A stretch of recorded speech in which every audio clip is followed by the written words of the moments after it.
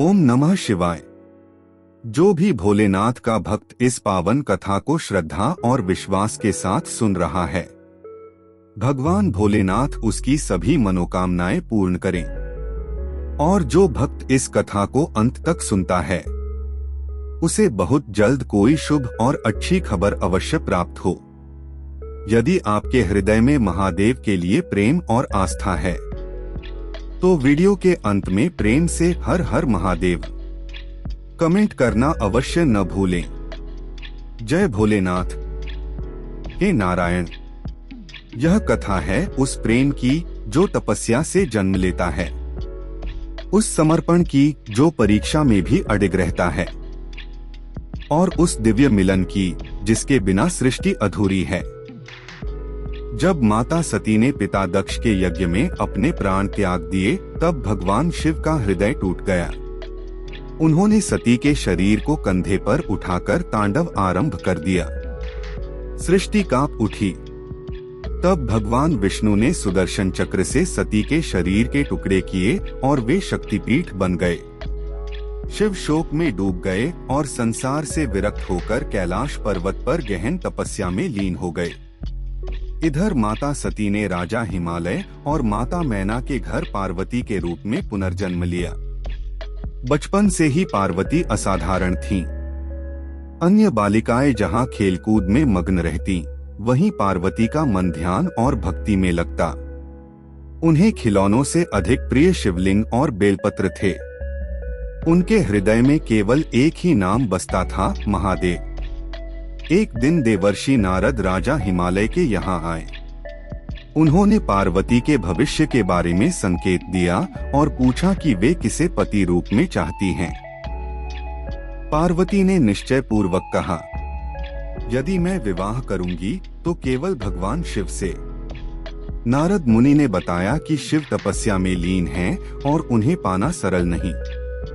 यह सुनकर भी पार्वती का निश्चय डगमगाया नहीं। उन्होंने शिव को पति रूप में पाने के लिए कठोर तपस्या का संकल्प लिया। पार्वती ने वन में जाकर तप आरंभ किया। पहले फल फूल छोड़े, फिर अन्न त्याग दिया और अंत में जल भी छोड़ दिया। गर्मी, सर्दी, वर्षा सब कुछ सहते हुए वे एक पैर पर खड़ी होकर तप करती रहीं।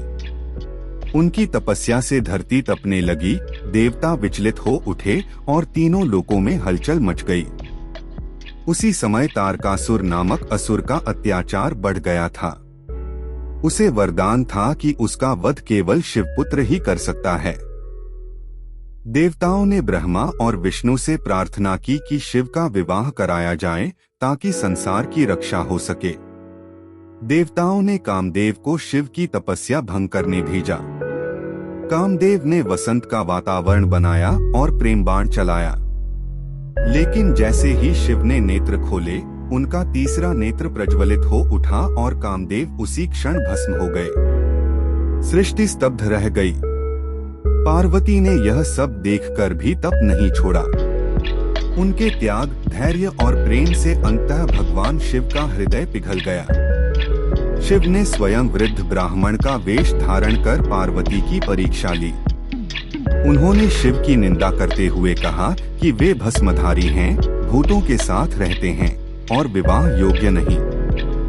यह सुनकर पार्वती को पीड़ा हुई, पर वे शांत रहीं और बोली, मेरे लिए वे जैसे भी हों, वही सर्वश्रेष्ठ हैं। तभी शिव अपने वास्तविक दिव्य रूप में प्रकट हुए और पार्वती की भक्ति स्वीकार की। उन्होंने विवाह के लिए सहमति दी। कैलाश और हिमालय आनंद से गूंज उठे।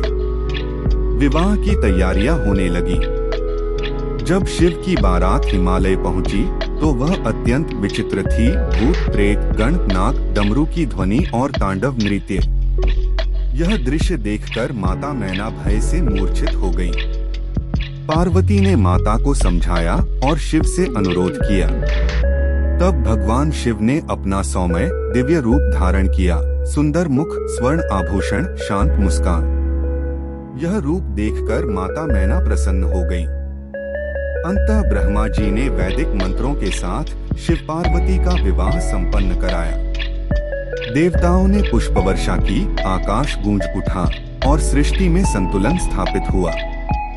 यह विवाह केवल दो व्यक्तियों का नहीं था, बल्कि शिव और शक्ति, चेतना और ऊर्जा, पुरुष और प्रकृति का मिलन था। यही मिलन सृष्टि को चलाने वाला है। इसलिए कहा गया, जहाँ शक्ति नहीं, वहाँ शिव भी निष्क्रिय है।